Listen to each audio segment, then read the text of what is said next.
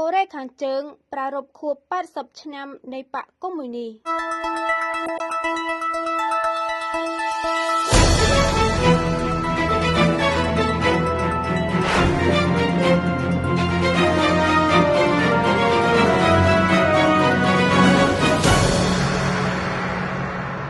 កាលពីថ្ងៃប្រហ័សទី9 តុលាមេដឹកនាំកូរ៉េខាងជើងលោកគីមចុងអ៊ុនបានរៀបចំពិធីដ៏ធំសម្បើមមួយដើម្បីអបអរសាទរខួបទី80នៃការបង្កើតគណបកកុម្មុយនីកូរ៉េខាងជើងជាកម្មវិធីដើម្បីអួតបង្ហាញពីភាពអស្ចារ្យនៃរបបផ្ដាច់ការជុងយ៉ាងដោយមានការចូលរួមពីសំណាក់ថ្នាក់ដឹកនាំនៃប្រទេសមហាមិត្តធំដូចជាចិនរុស្ស៊ីវៀតណាមនិងឡាវជាដើមតាមការគ្រោងទុកកម្មវិធីបន្ទាប់នៅថ្ងៃសុក្រគឺការដង្ហែក្បួនព្យុហយាត្រាកងទ័ពជាមួយគ្រឿងសព្វាវុធទំនើបរបបផ្ដាច់ការកូរ៉េខាងជើងបានប្រារព្ធពិធីបុណ្យខួបគម្រប់80ឆ្នាំនៃគណបកកុម្មុយនីកូរ៉េខាងជើងនៅក្នុងពហុកីឡដ្ឋានមួយឧសភានៅទីក្រុងព្យុងយ៉ាងកាលពីថ្ងៃប្រហ័សទី9 តុលាក្នុងទឹកមុខញញឹមពោពេញដោយមោទនភាពលោកគីមចុងអ៊ុនបានមានវត្តមានថ្លែងសារអមទៅដោយវត្តមានរបស់ថ្នាក់ដឹកនាំប្រទេសមហាមិត្ត10000ឆ្នាំមួយចំនួនដូចជាលោកលីឆាងនាយករដ្ឋមន្ត្រីចិនលោកឌីមីត្រីមេតវីដេវអនុប្រធានក្រុមប្រឹក្សាសន្តិសុខជាតិរុស្ស៊ី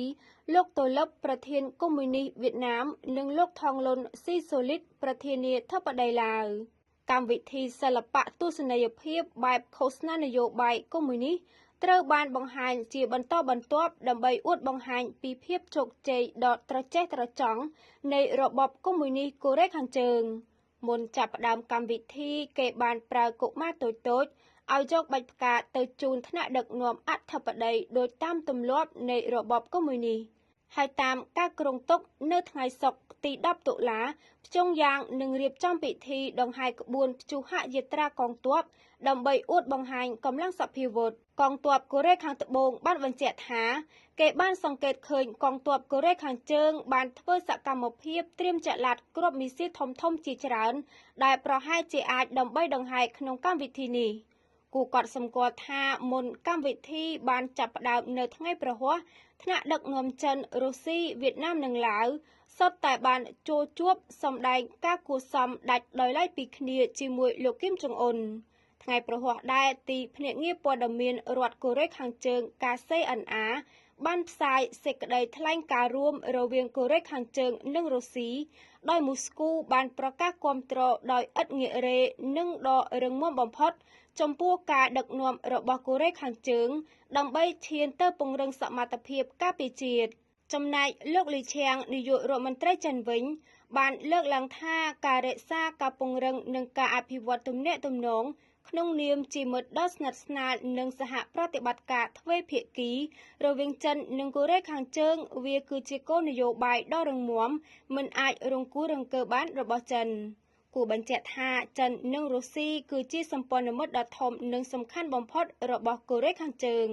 ទំនាក់ទំនងដែលហាក់កាន់តែស្និទ្ធចិត្តមួយថ្លើមមួយនៅក្នុងបរិបទសង្គ្រាមនៅអ៊ុយក្រែនព្រោះថាទាំងចិននិងកូរ៉េខាងជើងសុទ្ធតែមានចំណែកជួយរុស្ស៊ីក្នុងការធ្វើសង្គ្រាមឈ្លានពានអ៊ុយក្រែនកាលពីថ្ងៃទី3 កញ្ញាគេឃើញលោកគីមចុងអ៊ុនមានវត្តមានប្រកៀកស្មាគ្នាជាមួយលោកពូទីននិងលោកស៊ីជីនពីង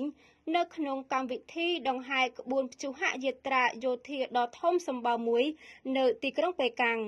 លោកលីស៊ឹងយូនអ្នកស្រាវជ្រាវនៅមជ្ឈមណ្ឌលអាស៊ីនៃសាកលវិទ្យាល័យ Harvard បានលើកឡើងថាតាមរយៈកម្មវិធីប្រារព្ធអបអរសាទរ